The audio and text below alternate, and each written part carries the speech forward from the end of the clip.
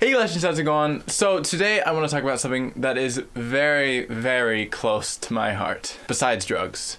And that is what I use to study Japanese. Okay, so a little background if you haven't been watching my channel for very long, or if you just don't know, I have been studying Japanese for about a year and a half because I am an absolute weeb. And I have been to Japan once already, and you can go watch those vlogs if you want. And I also plan on living in Japan in the future at some point. Again, because I'm a weeb. And what this means is, first, I don't have any friends. But second, over this year and a half of study, I've found quite a few fun and effective resources for learning Japanese. So let's just jump into my favorites. These aren't listed in any particular order, they're just, whenever I thought of them was what they listed. Okay, so the first resource, and by far my favorite resource, is probably the reason I'm still studying Japanese, and this is Vidmicro. So if you know anything about Japanese, you'll know that it is not using the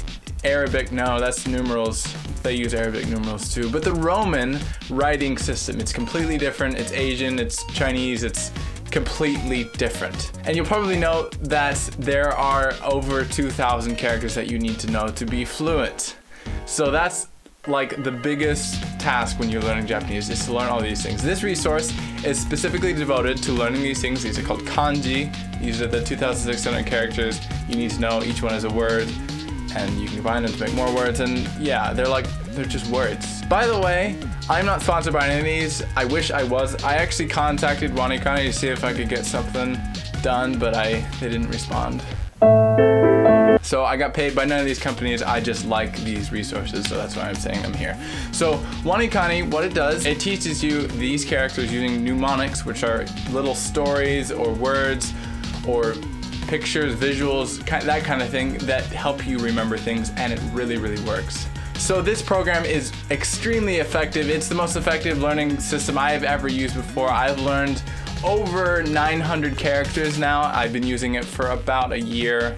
But if I hadn't been using it, I probably would have learned like 30 characters. It's amazing. I love it. Definitely recommend it. The second resource, which is also my second favorite resource, these are the only two that are actually listed in order. These two are my favorites, but the rest are just all over the place. Second is the website Tofugu. This is just a website completely free. Oh, and I should mention, Vidmicro has the first 3 levels free, so that's probably about, what, 80 kanji, something like that.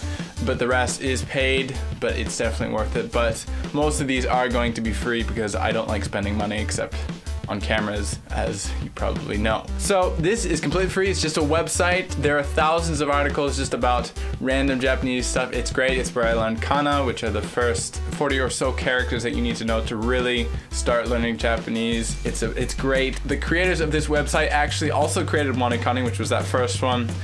So you know they're gonna be good. Any of their stuff is great, in my opinion. They're great because they've been around for, I believe, about 10 years now, putting out stuff about Japanese. There's tons of articles. There's stuff about history, about culture, all that kind of stuff. It's great. Then my next resource is the app Memrise. And this isn't Japanese specific. It has a lot of different languages and a lot of different subjects, not just languages.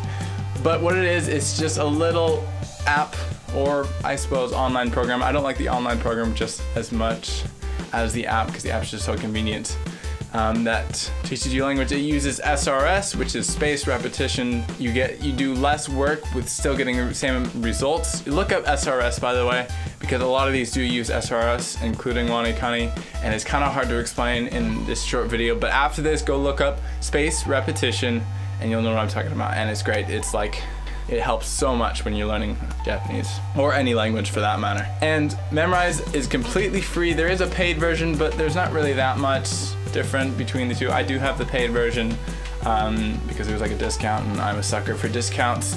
So, but it's free. They just constantly asking you to upgrade, and I used it for free for like a year before I upgraded. So yeah, it's completely fine. It's one of my favorite resources. It's great. The next is actually not on the internet at all, because I think every single one other than this is on the internet. This is the textbook Genki.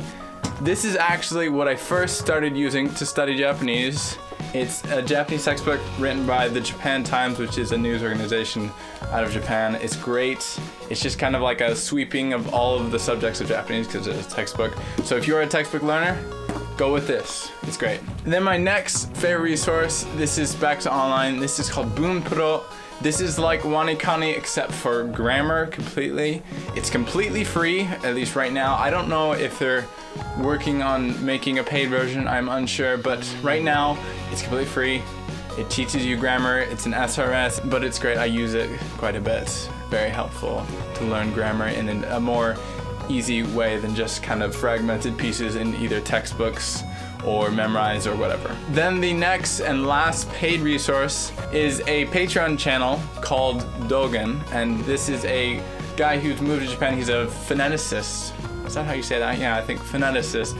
And he's into the phonetics of Japanese. He knows pitch, accent, that kind of stuff, and he teaches you all that for $10 a month, I believe it is.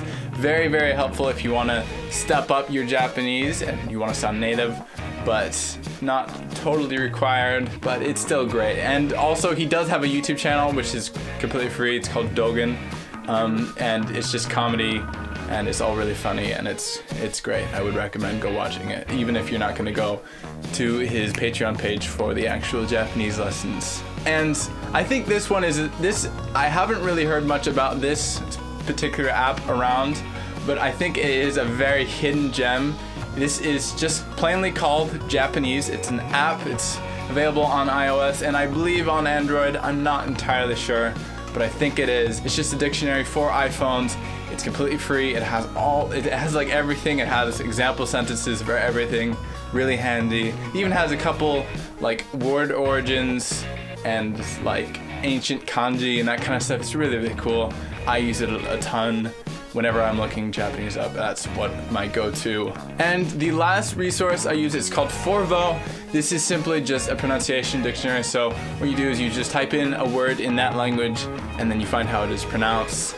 Very helpful for words that may not be easy to pronounce, or if you want to sound as native as possible, you can just look these words up, and then they have native speakers in just about every language for all the words in that language, or at least most of the words in that language that you're gonna want to know. And those are all the things that I use on a regular basis, but there are a few honorable mentions of things that I think are good but don't necessarily use, either because they're not fun enough for me, because I have trouble keeping my attention on one thing. So all these resources that I listed are pretty fun for me, at least, and that's why I've kept doing them over the time. But these are still good resources. They're just things I do less or don't use at all, I suppose. And these would be Lingodeer, and by the way, I'm not going to explain each of these as they go along because obviously I don't use them that much, so I wouldn't be the perfect person to explain them. But these would be Lingodeer, Italki, HelloTalk, and HiNative. These are all apps, I believe. Italki might not be an app, I'm not sure. But from what I've heard and from what I've done, they're all pretty good for just other general usage. So yeah, that is what I use to study Japanese.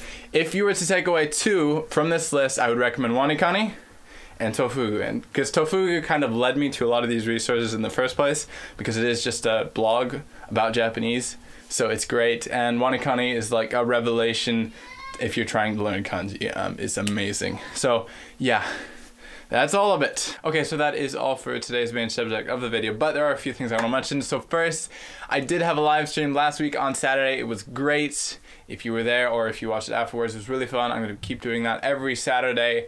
And if you want to get notified when I'm doing those, press the bell next to the subscribe button down below. That'll notify you when I am going live and when I'm posting videos. So it's pretty great. Win for win. And so far I have not broken any of my New Year's resolutions, so good. We're good so far. I've been practicing guitar and that, doing Japanese and all sorts of fun stuff, posting videos as you've seen. But yeah, so if you like this video, definitely go like, comment below on any resources that I didn't mention but that you think are really good. And wait, by the way, most likely one of you will mention the Duolingo Japanese. But the thing is with Duolingo Japanese, I have tried it. I really love Duolingo. I've used them for other languages before, but their Japanese is a little bit lackluster. Their program is not really great for the Japanese language. It's not really formatted that way, and it's a little bit boring. Just gonna say it here.